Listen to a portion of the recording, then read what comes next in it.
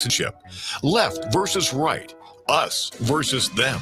While we pay to keep our politicians fighting, how do we, the people, rise up and solve the great challenges of our time? We do it by embracing freedom and liberty. There may be no such thing as a free lunch, but this hour is as close as it gets. Welcome to A Free Solution. All right, welcome to A Free Solution. I'm Kevin Wilson, your host for today. Thank you so much for joining us here on this beautiful Wednesday afternoon. Give us a call if you want to participate in the show, 585-346-3000. It's 585-346-3000. We're live here in WYSL until 2 p.m. We're also live on the Free Solution Facebook page, Free Solution YouTube channel, Free Solution group, the Kevin Wilson page, and the Kevin Wilson Twitter account. Wherever you're listening today, appreciate y'all being here, including the podcast listeners, too. You guys are great as well. But again, leave your comments or call us, 585-346-3000, if you want to chime in. Could be doing a few different topics today just because, I was kind of bummed out this week. I saw, like, the Inflation Reduction Act passed. There's a bunch of stuff in there that I don't particularly like. I think there's a lot of bad stuff, a lot of excessive spending, and it's one of those things where, like, the even the lip service to responsible government spending has kind of ended a bit. So I wanted to talk about some positive things that were happening too. Like, what else is going on out there? What are some good developments in the world? And we'll start with some kind of like newsy stuff, and maybe we'll get to some bigger trends too. But happy to hear your calls about other stuff that I'm missing. I want to talk about like the whole thing with inflation 0%. Like, okay, well, no, it's not. I haven't done a show on that. Like, inflation didn't grow month over month, but it's still up, like 8.5%, still pretty high. But let's talk about the good news, right? Like, so there's a few good things going on. There's a few cool developments happening. And things I think are positive trend in the world related to foreign policy, energy policy, regulatory policy, education policy. It's not all bad news, lovers of liberty out there. So we'll start with the first one. It caught my eye yesterday.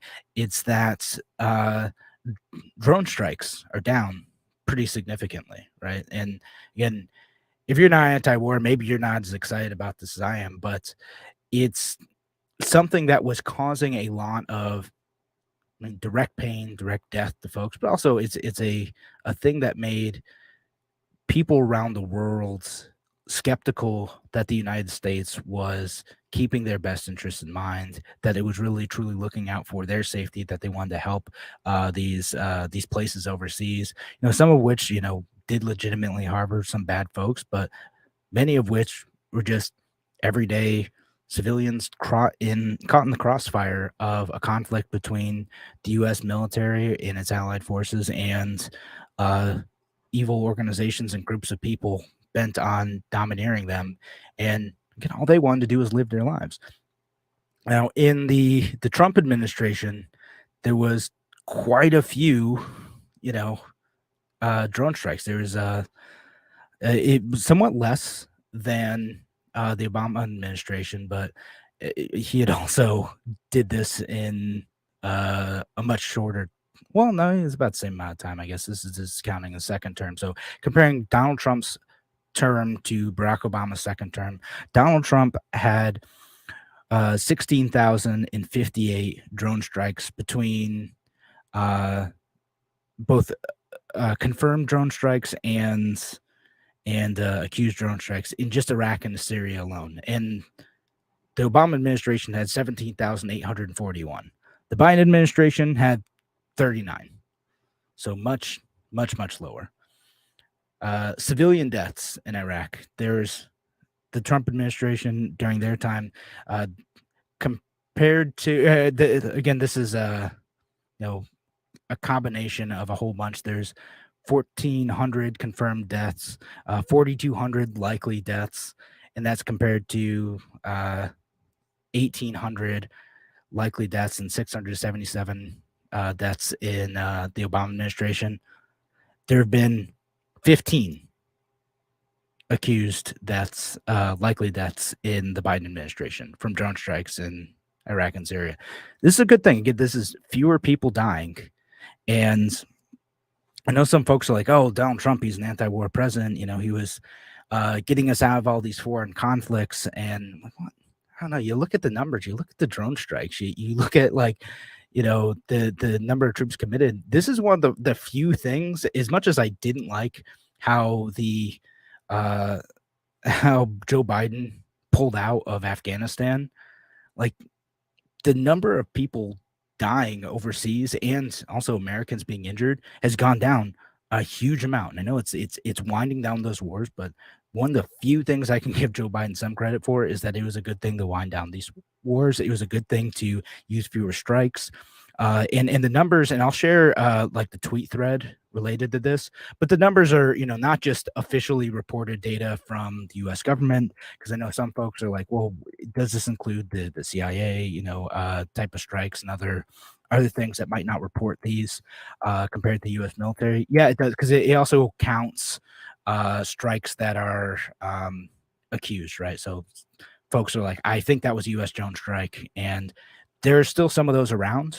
And in fact, there are strikes that happened. They took out the one guy in Afghanistan not too long ago. They used a drone strike that launched a sword missile at this dude's car, which is wild. Like the amazing precision that exists in warfare now is both incredible and terrifying. Like it literally wasn't an explosion so much as it was launching a giant four-bladed missile into this guy's car to make sure that fewer people around were less likely to get injured.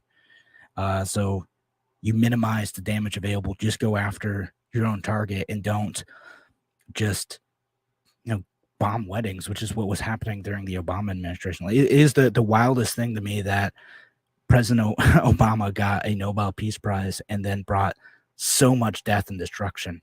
And I appreciate the Republican Party's somewhat shift towards like recognizing the cost of foreign intervention, the cost of not keeping America first, and, you know, spending this enormous amount of resources and blood and then causing destruction in some of these foreign areas. And that shift towards like, hey, maybe we don't need to be doing this. Maybe keeping America first isn't being involved overseas. It's making sure we take care of our own at home and don't get involved in these conflicts and these civil wars and all this other stuff.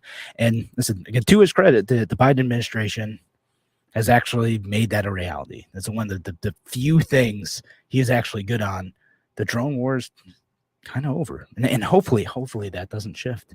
But you know, I'm just looking at these, and it's gone down to basically nothing. There's still a few things going on in 2021, but it's mostly over, and we should be celebrating that. That's one of the that's one of the nice things that we've seen nowadays is that. So I'm gonna share a couple links again. If you're listening on the radio, make sure you go visit, like, follow the Free Solution Facebook page, because I'll post the data related to this, you know, and get how many deaths have happened. Not just I quoted some of the Iraq and Syria numbers, but also in Somalia, it's gone down to basically nothing. We were the Bush administration, starting back from the Bush administration, had been conducting drone warfare in Somalia, and a lot of that's gone down. It's gotten not completely non-interventionist in this case, because there's still stuff going up, but it's gotten a lot more precise. And if you can just go after the bad guys and not harm the people who are just trying to go about their day, you lessen the chance that those people, those families who are just trying to live their lives. Because again, imagine you're just trying to live your life and a drone strike hits your block and kills one of your family members. That's radicalizing to a lot of people. That's one of the best recruitment tools terrorists have, is when the U.S. military or any of our associated forces aren't able to get as precise as they want to be in going after the bad guy. If we can get just the bad guys, well, then that's fewer opportunities for people to say, I hate the U.S. because they killed my sister, my wife, my son, whatever. And so if the Biden administration can keep doing this, the U.S. military can keep doing this. If anyone were, any of the conflicts that we are still in, even though I'd love to get out of those altogether. If we can do that all together, that is great. Again, my preferred position is we just don't get involved in those conflicts. But if we must be in those conflicts, or if there are certain folks that need to be gone after, let's minimize the damage and let's not use drone strikes in a haphazard way. And I know some folks will contest this, but there's a lot of evidence to suggest that what's going on in Yemen, what happened in Iraq, in Syria, Somalia, all these other places, it's a recruitment tool.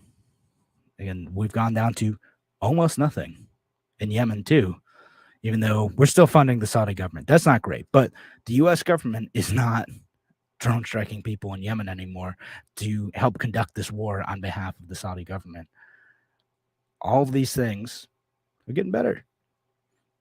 All right, so I have a few more pieces of good news too. It's not just this. It's not going to be a whole foreign policy show. I'm going to talk about, Germany keeping nuclear plants open. I'm going to talk about hearing aids getting some over-the-counter approval, and school choice. Some things happening in school choice as well. Thanks again for joining us here on A Free Solution. Give us a call if you want to participate in the show. 585-346-3000. That's 585-346-3000. We'll be back in just a few minutes.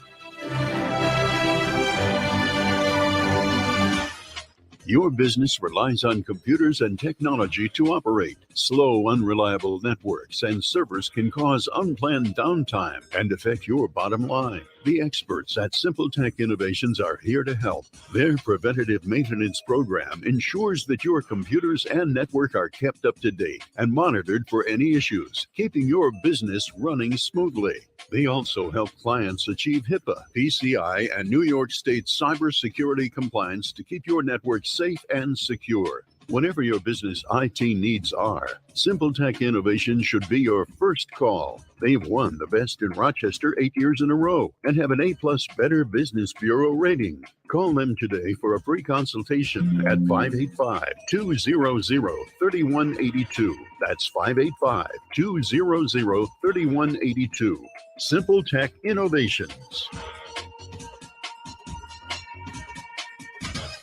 Hey, this is Kevin Wilson, host of A Free Solution. You ever needed a tool for just one project, but didn't want to spend the cash for something you'd use just once or twice? Well, there's a new tool library in Rochester where you can borrow just the thing you need instead of buying a new one. It's called the Tool Shed from the Southeast Area Coalition, and membership starts at just $25 a year. Use it for home projects or to support your business. Learn more and become a member at seektoolshed.org. That's SEAC toolshed.org. Only available in the WISL store at WISL1040.com. Official top quality tees, hoodies, and coffee mugs depicting the colorful WISL logo or the already famous Mount Worstmore line of merch depicting Mount Rushmore style are for worst presidents. Of course, you know who is front and center up on that mountain. WISL official items make perfect gifts, or they're a great way for you to make a personal statement. Locally produced and sold only in the WISL store at WISL1040.com. A free solution on the WYSL stations. Welcome back to A Free Solution. I'm Kevin Wilson, your host for today. Thank you so much for joining us here on this beautiful Wednesday afternoon. Give us a call if you want to participate in the show, 585-346-3000. That's 585-346-3000. And we're talking some good news stuff today, right? So I want to be a little optimistic. I feel like I do spend a lot of time in the show. We point out problems and we try to figure out solutions to them, right? That's right there in the name, a free solution. But a lot of times that means pointing out problems, pointing out the things that are wrong in the world. But there are good things happening. There are people moving through great solutions that are good news for our society. And another one that happened just this week too is that the FDA, who I have so much criticism of, but the FDA did a good thing, and they are allowing certain hearing aids to be available over the counter. So they're going to create a new category of over the counter hearing aids. And it's just going to be for customers with mild to moderate hearing impairment to be able to purchase those right from stores or online retailers without the need for a medical exam, prescription, or a fitting by an audiologist. If you still have severe hearing loss, if you still, have some severe issues, it's probably good to go to your doctor. And even if you're having some, it's probably good to go to your doctor too. But a lot of people might have moderate hearing loss, and the hassle and expense of going to the doctor can be a barrier to getting something that could lead to a quality of life improvement, right? And so what this does, again, you have some over-the-counter products that are going to be available. Right now, like I was reading, like a lot of times hearing aids will cost, you might get it covered by insurance, but just the full retail price of it can be starting at $1,400 and going way up from there. Plus, all the other expenses associated with that too. And this opens up a whole new category of stuff for people with some mild hearing loss, for people who just need like just a tiny bit of assistance, and this could be something for them. Again, you're still going to have to exercise that responsibility like you would any other over-the-counter products. Me and the producer were talking over break, would people, cause further hearing loss if they, misuse these products? Well, sure. In the same way, like you can cause hearing loss if you, if I turn my headphones up too loud too, right? Or if I misused other over-the-counter products like, medications that are available. Yeah, it could be, it could be misused. It could be a problem, but overall, this is a good direction. And this is, so the FDA says they did this based on a President Biden executive order on promoting competition in the American economy, and that so as part of their goal, they're setting a quote swift 120-day deadline for action in improving some of these things. And so one of these is they've kind of had this thing for a while, right? There was legislation in 2017 requiring the FDA to create over-the-counter hearing aid categories, but they just never really moved on it. So the fact that it's going to be happening in October is great. It's like, gosh, finally, it's finally happening. And I'll share the FDA press release on it and some of the other stuff. You can see it right from the source. Again, make sure you follow A Free Solution on Facebook or on YouTube. I'm posting a link to those. But there's so many other things in which we could do this too. There's so many other opportunities for people to just not need to go through a medical system that we all recognize as somewhat broken. Like somehow the American system has created the worst of both worlds in some senses, where medical care ends up being expensive and bureaucratic at the same time.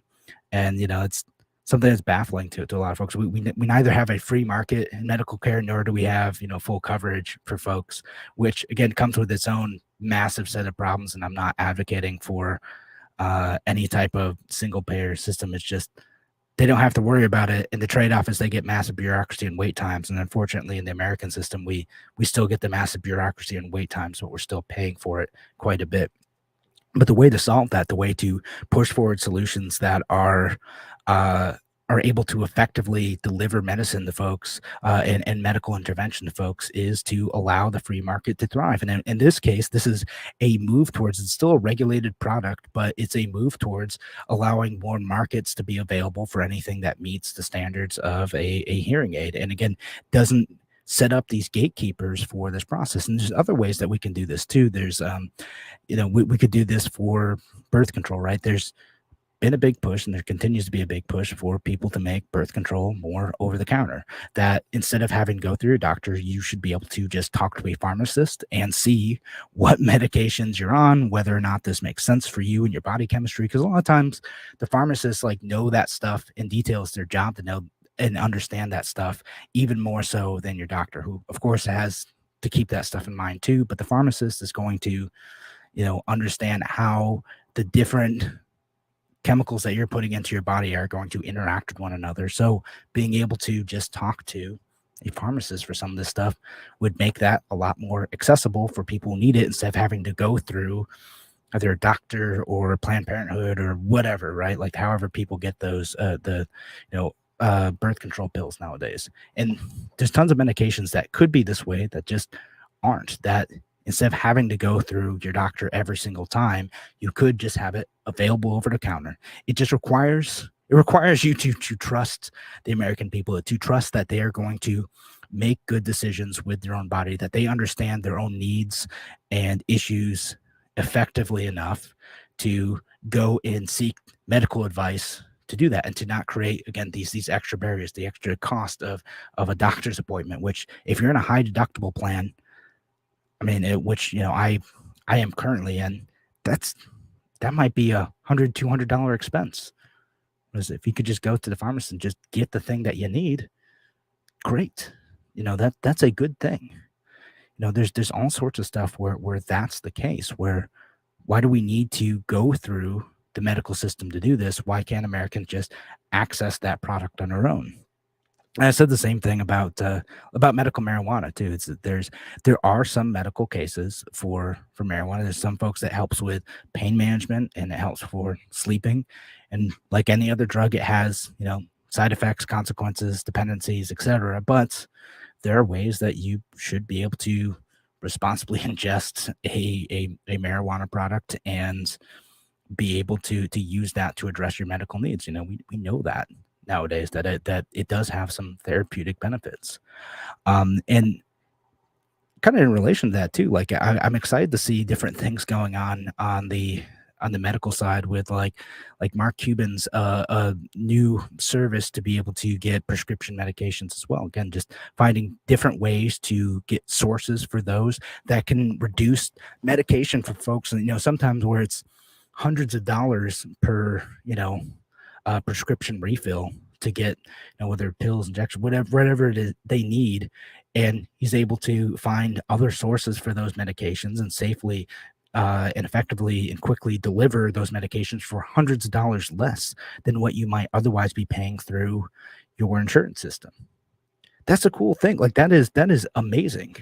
That type of stuff is coming together. Again, also with like medical care, I'm curious as to, I don't know, I'm a little bit skeptical of the Amazon stuff because I know they're getting into the medical field a little bit too, but also it could end up being the same thing where you're able to effectively source a lot of supplies. They are if Amazon, you can say a lot about Amazon, but the one thing they're good at is they're good at logistics. They're good at finding resources for stuff. They're good at figuring out where is this stuff, how do we get it from one place to another. Great. And they attach a fee to it. Cool. Great. I'm fine with that. Between places like, I don't know how far they're still into this, place like Walmart getting into the medical fields too, that allowing it, as long as the government doesn't end up getting in the way, as long as the government doesn't say, no, it can only happen in this way, in this setting, with these people, etc., having greater options for people to be able to access medical care, not totally eliminating, the people who are out there doing fraudulent things. Again, there's still a place for the state to intervene in cases of fraud where someone could get hurt in these situations. But overall, like we've just gone way, way too far in the balance of like, well, we need perfect safety in these areas. And if we don't have, all these regulations, and what could happen, there's an opportunity cost every time the government does that, where you say, well, you need to check off all these boxes, do all these things, meet all these regulations. If the result of that is fewer options for people, fewer opportunities for people to be able to open up medical care facilities or offer a product that could improve people's lives, like the hearing aids, and that scarcity ends up driving up prices, what is the point? You can go too far in the other direction. You create an artificial scarcity, and you end up with a situation where people aren't able to get the medical care they need because it's expensive, because it's bureaucratic, because it's just not available. Why there's still some states, many places, they're still weird about telemedicine. It's great that COVID kind of forced us to get rid of that. Not everyone needs to physically go into a doctor's office for every appointment. Sometimes it's fine to do it over a video chat. The barriers to that, a little bit cultural, but mostly imposed by government, and those are starting to lift in many places. So I'm somewhat optimistic. Looking at like healthcare stuff from the perspective of liberty and cost can be so disheartening, but there's some cool stuff happening out there. Again, like the FDA stepping back on the hearing aids thing. Thanks again for joining us here on First Solution. If you want to participate in the show, give us a call, 585-346-3000. That's 585-346-3000. We'll be back in just a few minutes. Talk to you soon.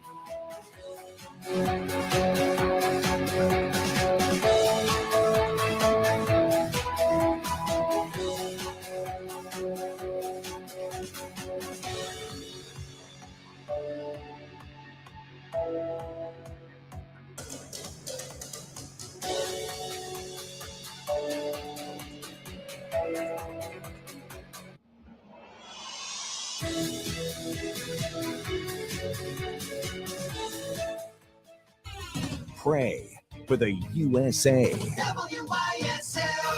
AM 1040 Avon Rochester, FM 92.1 Rochester, and FM 95.5 Spencerport. Here's the News 10 NBC forecast on WYSL. For tonight, an isolated shower or rumble of thunder is possible early on, but overall we're going to see skies clear, so partly cloudy skies with a low temperature of 60. Going into Thursday, high temperature of 80 degrees is expected in the afternoon with a chance for an isolated shower or storm. For most of us, will stay dry. Going into Thursday night, clearing skies are expected with a cooling, comfortable temperature of 59. I'm First Alert Meteorologist Alex Bielfeld on your WYSL stations. The summer celebration continues with new savings and selection waiting for you at Victor Chrysler Dodge Jeep Ram, Anthony Drive off Route 96 in Victor. It's fun in the sun every day when you drive one of America's favorite four-wheel drive vehicles from Victor, like the 22 Jeep Cherokee Limited 4x4 in Diamond Black Crystal Pearl Coat, just $339 a month for 36 months. Must be returning lessee. The 2022 Ram 1500 Classic Warlock Quad Cab 4x4 pickup in Hydro Blue Pearl Coat is just $269 a month for 39 months. Must be Conquest lessee. The 22 Jeep Compass Latitude 4x4 is just $299 a month for 36 months. Must have Conquest every returning lessee. First payment, DMV, taxes, and fees due at signing. Other conditions may apply. See dealer for details. We're here to fully serve Chrysler, Dodge, Jeep, and Ram customers in Victor, Canandaigua, Macedon, Fairport, and throughout the Metro and Finger Lakes. Victor Chrysler Dodge Jeep Ram, 6560 Anthony Drive in Victor. Why do businesses choose to move their website from Wix and Squarespace to SimpleTech Innovations? Maybe it's their excellent customer service or attention to detail. Maybe it's their ability to give a truly customized solution. Or perhaps they just like the fact that SimpleTech is a local small business that builds great relationships with its clients. Whatever the reason may be, you can rest assured knowing that the local team at SimpleTech has your best interest in mind when building or updating your website. They're hands-on and love helping customers achieve their goals. But don't take my word for it. They've won the best in Rochester 8 years in a row and have an A+ Better Business Bureau rating. If your website doesn't match your dreams or isn't achieving your goals, give the professionals at SimpleTech Innovations a call today for a consultation at 585-200-3182. That's 585-200-3182. SimpleTech Innovations.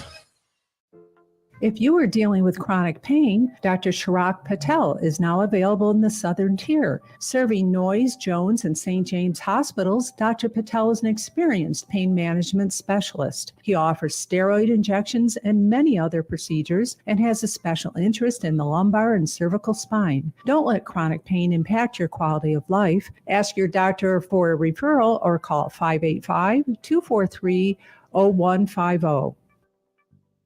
When you are looking for a job that has meaning, one that makes a difference, then the Mary Cariola Center wants to hear from you. The Mary Cariola Center helps children and young adults with developmental disabilities and complex medical needs. They're now hiring teachers, teaching assistants, aides, and more. You get competitive wages, good benefits, and the opportunity to grow a career filled with challenges and rewards. Apply today at marycariola.org. Click on employment. That's Mary, CARIOLA.org. Cobblestone Capital Advisors, LLC offers comprehensive financial management services throughout Western New York and nationwide. Cobblestone's an active supporter of numerous local organizations, including Mary Cariola Children's Center, Wilmot Cancer Center, Holy Childhood, Rochester Child First Network, and Golisano Children's Hospital. Since 1986, Cobblestone Capital Advisors has been building strong foundations for both its clients and its community. Cobblestone Capital Advisors, focused on one goal, yours. Are skyrocketing costs causing you to look at your budget and pinching your wallet? Your auto, home, and business insurance doesn't need to follow suit. Get a fair and honest rate comparison with the knowledgeable staff at the Long Agency, your local insurance agent. Contact us at 585-658-3342 or longagency.com. Proudly representing Erie Insurance. Long Agency, insurance worth having. Geneseo Hardware and Rental has all your project needs. They have a large selection of hardware, plumbing, electrical, home goods, lawn and garden, plus much more. Geneseo Hardware offers Valspar paint, Cabot stains, a wide selection of rental items, plus screen and window repair. Get personalized service. Open 7 days a week. Geneseo Hardware and Rental, Route 20A next to Wegmans Plaza. Visit geneseo-rental.com. Now offering lumber. A free solution on the WYSL stations. Welcome back to A Free Solution. I'm Kevin Wilson, your host for today. Thanks again for joining us on this beautiful Wednesday afternoon. We're live here on WYSL until 2 p.m. Give us a call if you want to participate in the show, 585-346-3000. That's 585-346-3000. Or leave your comments online. We're live on the Free Solution Facebook page, Free Solution YouTube channel, Free Solution group, the Kevin Wilson page, and the Kevin Wilson Twitter account, wherever you're listening / watching today. Appreciate you being here. And we got a comment from Gene on Facebook who says, my idea for healthcare is prepayment. Instead of paying insurance every month, pay that amount directly to your desired healthcare providers. Then no payments are due at the time of need because the healthcare is already paid for. Yeah, there are, in fact, there are some models of healthcare that do that with varying degrees of legality, right? I don't have some of that info in front of me, but I think it was somewhere it might have been South Carolina or something. There's a doctor who did this, where you just pay a subscription model and you say, okay, pay however many $100 a month, and you can get however many visits, per month, plus follow-ups, etc. And that to them covered the general practitioner side of things. And there's also ability to be able to pay for the hospital side of things too. And for some folks that works out a lot better. And there's, and Larry Sharp talks about this a lot. He talked about it a lot, certainly in his last campaign. I think he still talks about it now, about a lot of times prices end up being really high because instead of just doing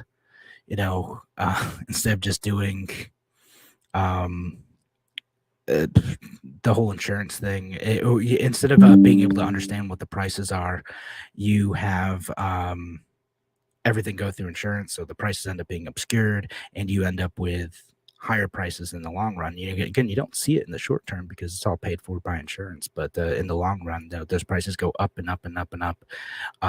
And that lack of accountability, that lack of price selection, which isn't always possible in healthcare situations, I understand, but it can make a lot of stuff become more expensive. And I'm reminded that Tim O'Connor talked about how that's he had someone on the show once to talk about a subscription-based medical model as well.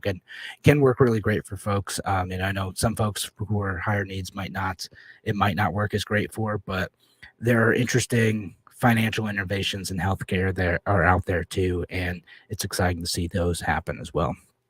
So I'm going to shift a little bit to two things that caught my eye on the energy side the past few weeks. Is one that happened today, I think it was today, or maybe yesterday, where Germany is going to keep open their nuclear power plants. This is an interesting one, right? So I think it was 2011, after the Fukushima disaster happened, there's a big push in Germany to start shutting down nuclear power plants. I was actually studying abroad in Berlin at the time, so I remember going to Brandenburg Square, and there's a bunch of anti-nuclear protests. And when I went to visit Munich, same thing. There's a whole bunch of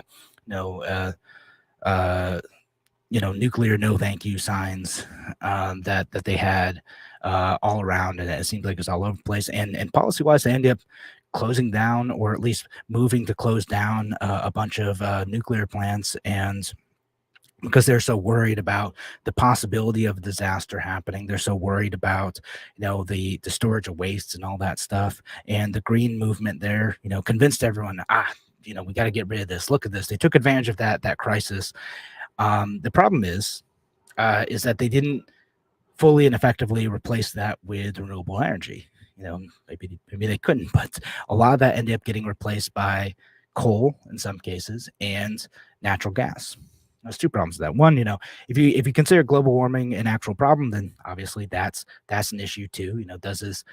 Does their production of energy have an impact on climate? Well, maybe. But even the two issues besides that is coal does harm the air quality too. Like, it's just a thing. It lowers the air quality in places near where it's burned, and that's been an issue in Germany and in a lot of Europe. You'll see the air quality indexes go way down because they've switched to coal in some places.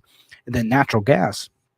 You got these pipelines that are coming in from Russia and everything, but now is becoming a problem because either the many parts of Europe either can't or won't get natural gas. They either don't want to support what is effectively government-run companies in Russia that are enriching oligarchs and people like Vladimir Putin himself through the quasi-state ownership of I forget what it's called, but the state-owned gas company in Russia. Okay, so they don't want to do that. Plus, Russia's threatening to cut off supplies if they don't if they continue to either implicitly or directly support the Ukrainian efforts to defend themselves. So they're threatening to straight up cut them off, right? So for places like Germany, that's a huge issue. They're literally looking at like, shoot, how are we going to heat our homes this winter? How are we going to power our cities if we actually get cut off? And so they've kind of come to the conclusion that, okay, nuclear power. Again, I've said this on the show. Like, I'm a pretty pro-nuclear guy at this point, in that, like, I understand like that it, kind of does reduce greenhouse gas output. It's one of the few like relatively clean energy resources. There are now good ways to store and or consume nuclear fuel. So their storage isn't even as big of an issue as it used to be. And it is relatively reliable. It's not as quick to speed up as natural gas power plants, but it can still scale up and down pretty effectively compared to wind and solar. They're a little bit more fixed. We haven't figured out the battery storage issues with those, right? Not necessarily against any source of power that is good and effective, as long as there aren't so many negative externalities that it's not worth keeping around anymore. And as technology continues to develop, I'm excited to see, us embrace stuff that is more efficient, more effective. And to that end, finally, U.S. regulators have approved a new small modular reactor design here in the United States. So it's NuScale is the company that's doing this, and it's a 76-foot tall, 15-foot wide pressurized water reactor, and they'll kind of group them together depending on what the need is for that area. This is a cool thing. Again, one of the big challenges with nuclear plants is, one, the U.S. government regulates the absolute heck out of them, right? They're so terrified of that happening. Effectively, like, it's been nearly impossible to open up a new nuclear plant in the United States ever since the 3 Mile Island incident, which was relatively mild. Again, things did go wrong, but they were able to contain it effectively. No one died. There wasn't any long-term damage. And most plants continue to operate safely. There have been very, very, very few deaths associated with nuclear power. Even things like Chernobyl, like it's like less than 50 people, even decades later, even after like the effects ended up dying from that incident, is terrifying at the time and driven by government incompetence. But again, if you have competent, decent folks running these things and better safety measures in place, like where it is nearly impossible for some of these new reactors to melt down because they have better ways of ensuring safety and automatic, like mechanically based shutoffs that can trigger instantaneously if something goes wrong. Like, great, there's cool stuff out there. And so with these small modular reactors, like, hopefully you can build these power plants that can meet the needs and deliver power at a kind of a closer level than what you'd get out of some of these bigger plants, which can be efficient. They can be great. They're really good and all. They have a long life, but it takes a long time and a lot of effort and a lot of regulatory nonsense to get through. So if we're seeing a U.S. regulatory agency, the Department of Energy, be a bit more generous and try to be proactive about moving through, and that's one of the few good things about the misnamed Inflation Reduction Act is they do see nuclear power as a priority in the United States. It's a decarbonization method. So if we do that, we could have, again, more reliable and clean power systems, something that's more reliable, more effective than wind and solar that the left seems to push. And they're starting to build a consensus around the new nuclear technology that's available. So that's something I'm excited about. That's something I'm optimistic about, is that we are driving in that direction. And it just seems to be this realization of, okay, if we want to reduce carbon dioxide output and we want reliable power, we need to head in this direction, because we can't always get that with wind and solar. It's not always as reliable as we want. And natural gas is pretty efficient. It's pretty great. It lowers the carbon output, and it's good for being able to scale up super quickly when you need it.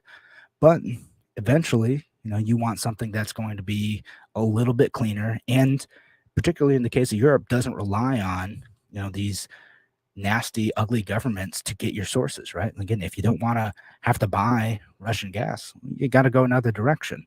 You need both of those things, and nuclear power seems to be the way it is. So I'm excited to see that. Plus, apparently, they're trying to make fusion happen out in California, and there's some positive tests that came out of that. So maybe we're going to have that soon too.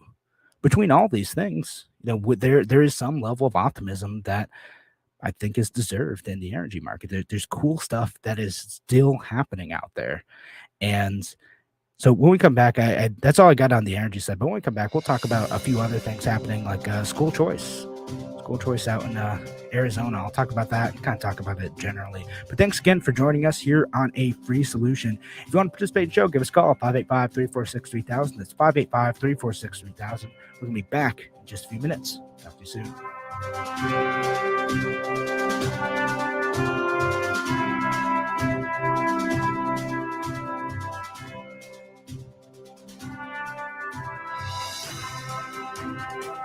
Why do businesses choose to move their website from Wix and Squarespace to SimpleTech Innovations? Maybe it's their excellent customer service or attention to detail. Maybe it's their ability to give a truly customized solution. Or perhaps they just like the fact that SimpleTech is a local small business that builds great relationships with its clients. Whatever the reason may be, you can rest assured knowing that the local team at SimpleTech has your best interest in mind when building or updating your website. They're hands-on and love helping customers achieve their goals. But don't take my word for it. They've won the best in Rochester 8 years in a row and have an A+ Better Business Bureau rating. If your website doesn't match your dreams or isn't achieving your goals, give the professionals at SimpleTech Innovations a call today for a consultation at 585-200-3182. That's 585-200-3182.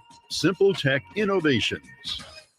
Hey, this is Kevin Wilson, host of A Free Solution. You ever need a tool for just one project, but didn't want to spend the cash for something you'd use just once or twice? Well, there's a new tool library in Rochester where you can borrow just the thing you need instead of buying a new one. It's called the Tool Shed from the Southeast Area Coalition, and membership starts at just $25 a year. Use it for home projects or to support your business. Learn more and become a member at seektoolshed.org. That's SEAC toolshed.org. Hi, Bob Savage here with a boost and good news for business owners and managers. We know it's been tough sledding with government working against you post-pandemic, so we've come up with a low-cost ad package, and for a limited time, once you're a WYSL advertiser, we'll run a bonus that's free extra schedule for job openings you're trying to fill. We'll feature your business and describe the positions you have open, all at absolutely no charge. At the WYSL stations, we're not just the voice of liberty, we're the small business friend. Call 346-3000 for details. All major credit cards welcome. A free solution on the WYSL stations.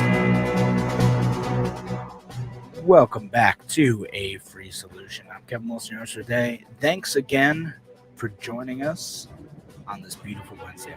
Give us a call if you want to participate in the show, 585-346-3000. That's 585-346-3000.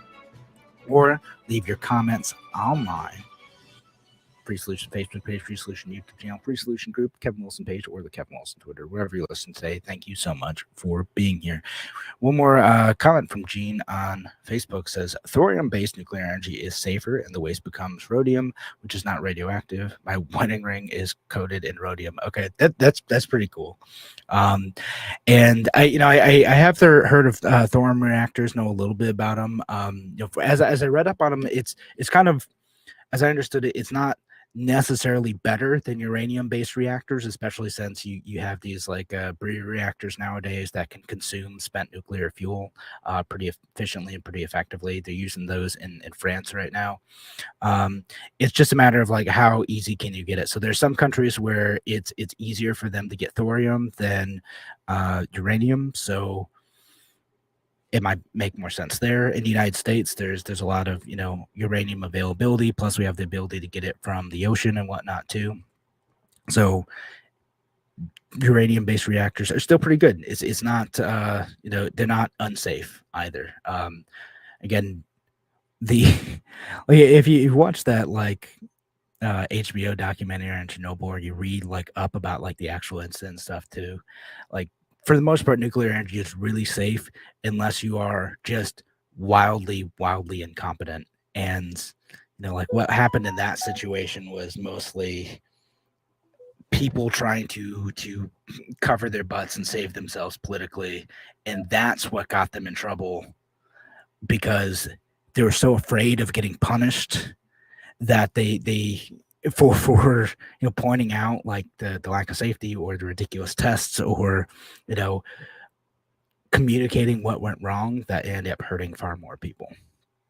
But let's switch topics a little bit again. Let's talk about the school choice. So this happened a little while ago. Actually, it happened a couple months, and I never got to talk about it, but I'm excited to see it continue to move forward. Is that the in Arizona, they passed an actual school choice bill. So in that, the funding actually follows students. Again, I would love to see this happen in New York. I don't think it'll happen anytime soon, but they signed a bill where every family will get access to 90% of what the state allocates per student. So it's about $7,000 per student to use for a bunch of education-related resources, private school tuition, tutors, curriculum materials, online learning programs, a whole bunch of stuff.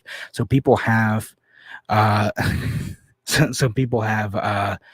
more options to go and pursue education that makes sense and meets the needs of their family, of the kids in their family, than what they had previously. Again, right now it's arbitrarily based on geography, unless you have the means to go attend a private school, or the wherewithal and the fortitude to navigate the system for homeschooling or things like learning pods.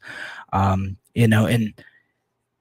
okay, this is getting, I promise this is the only thing. I started researching a little bit more directly what happens with learning pods in New York State too, because it's starting to become more of a thing in most places. And having the government be able to say okay, instead of, we're still going to give you money so everyone has access to this system. And that way you don't have to pay out of pocket to do something like a learning pod, which might make more sense for your family. Or if you want to go to a private school, you can get some or part of your tuition covered. Great. We'll see if that ends up raising the prices of those schools. But it is a good thing for families that need that sort of support in order to get the best education options available for their kids. But what I learned about New York State learning pods is that right now New York State is treating them as essentially childcare centers, which is interesting. So there'd be, if you're doing it as a full day of school, it's not just tutoring. As I understood it, you could go and pay for a private tutor for a handful of subjects. But if you are doing the entire curriculum, you're then a private school and need to act as such. And then the regulatory agency ends up kind of being between the Department of Education and OCFS as in treating it as childcare, which is pretty interesting that they would do that. And kind of make it difficult for families to be able to make that choice. But enough on like New York State. Like we know in New York State, I am again optimistic about what's happening in Arizona, because there's other bills that are taking place in states across the country. This is just the big one that came out recently, but there are other places that are like leaning towards other kind of backpack funding systems like this.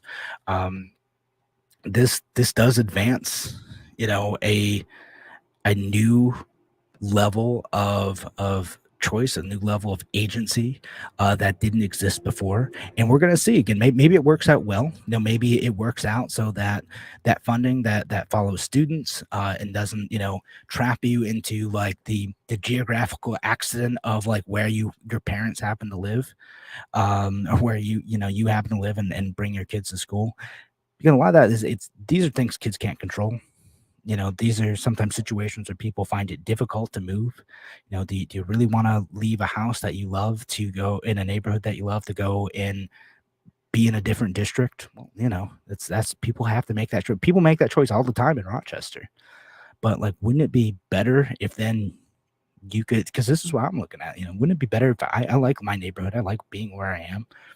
I just want my kid to go get a better educational opportunity than what exists in the city school district, where they're embroiled in yet another scandal. Maybe I'll talk about that with Tim on Thursday. But yet another scandal going on, taking up space and distracting them from the job of fixing the city school system. But we'll see how this goes again. Maybe it works out well. Maybe it doesn't work out so well. Maybe the private school situations end up being a type of situation where we got like what we do with colleges, where okay, now you have money. Oh, it's funny that you now have $7,000. Well, we've just made it $10,000 to attend. Maybe it's something like that, right? And people end up taking out loans, or they have to really stretch to get their kids in these schools. Again, maybe it's not as good as I'm hoping, but I think breaking kids out of the artificially the totally arbitrary geographic bounds of school districts starts to make sense, right? I think it's very strange that there aren't more opportunities out there for this type of stuff. And again, for some kids, online learning does not work. Doesn't make sense, and forcing kids into that caused a lot of problems everywhere really, but here in Rochester, I think especially. But for some kids that might be the better solution. It might be better for them to learn online, and then to have the funding to go and pursue other social education opportunities, to meet with other kids and to be in the classroom 3 days a week, and that works. And then they can build a curriculum around their interests and their needs that still meet some sort of state standards. Maybe okay, like we can transition away from state education, that'd be great, but meet some sort of standards, great.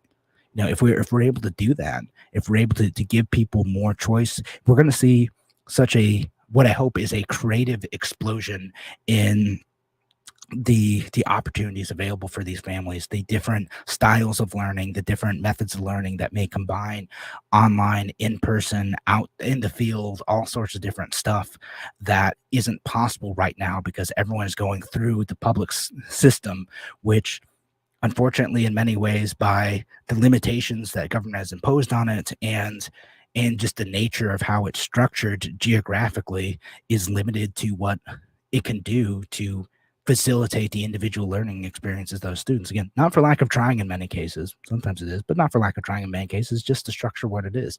This frees more people to be creative and do cool new things in education, and I'm excited to see where it goes. I'm hoping Arizona is able to take advantage of this opportunity, and the kids are able to take advantage of this, and it's going to work out great.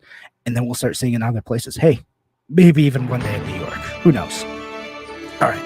Thanks again for joining us here on A Free Solution. Appreciate all y'all listening today. Have a wonderful, wonderful week, folks. Take care.